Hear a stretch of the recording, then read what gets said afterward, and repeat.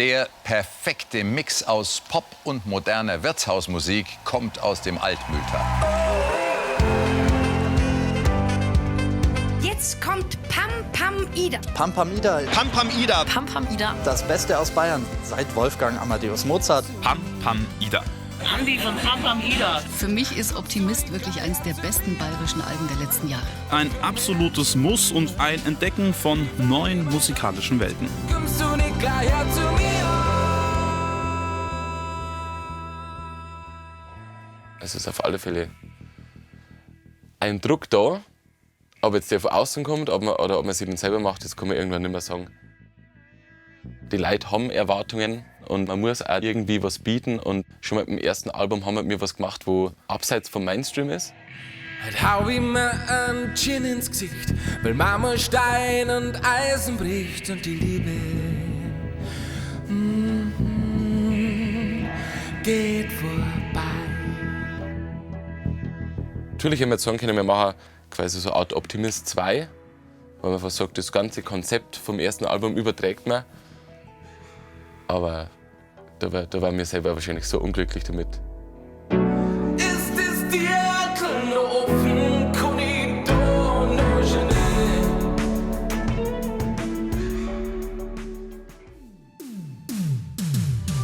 Und wir haben viel Interessantes gewagt, mit sehr viel Liebe und Teilarbeit. Ein bisschen ein tanzbareres Album. Vom Konsum, der Sauferei mit Sucht, Streit, wie ein Schicksalsschlag, der alles wieder zunichte macht. Seine eigenen Abgründe, der Überhöhung von Liebe. Und manchmal muss man verdammt nochmal romantisch sein. Mit mir zum Mond und wieder zurück komm ich. Ja, das letzte Jahr war ereignisreich. Sehr viele Live-Auftritte. Aber ich glaube, die meiste Zeit habe ich fast im Studio verbracht. Und wir haben getüftelt, gebastelt, Streicher eingeladen, miteinander aufgenommen, alleine aufgenommen. Und ja, jetzt sind wir dann froh, dass es bald rauskommt. Durch die Welt trat sie nur unser. Herangehensweisen, die Ideen, die Visionen, die können täglich kippen, sogar stündlich. Wenn einer mal was redet von der Seite und du spinnst den Film weiter, dann kann man schon wieder irgendwo in eine ganz andere Richtung denken. Tommy, Tommy, oh Tommy, wie's funkelt aus mir. Jetzt sieg ich die nie mehr. Nur noch alles leicht, mei, der Abschied fällt nicht leicht.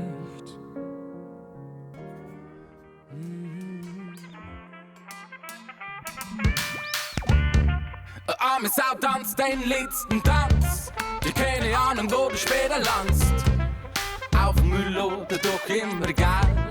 Tiefgekühlt eigentlich scheißegal. Guter Text hat einfach auch eine Macht. Ja, freilich, ich kann da einen Schlagertext schreiben. Aber das ist nicht der Sinn und Zweck. Und wenn sich da jemand irgendwie mal angegriffen fühlt oder vielleicht peinlich berührt, dann war das vielleicht ein bisschen der Sinn dahinter. Also es gibt verschiedene Charaktere in der Band. Mit dem einen muss man sensibler umgehen. Der eine mag sich ja mehr austoben in dem Ganzen, der andere ist froh, wenn er sich zurückhalten kann und im Hintergrund bleibt. Jeder hat seine eigenen Rituale. Ich wäre immer ein bisschen starrer, der Juli wird recht laut, Charlie schlaft einmal Runden, ja, oder trinkt ein Bier. Wir bilden immer einen Kreis und schreien. Wenn man auf der Bühne steht und hunderte von Leuten singen deinen eigenen Text mit, das ist auch Ewigkeitsgefühl.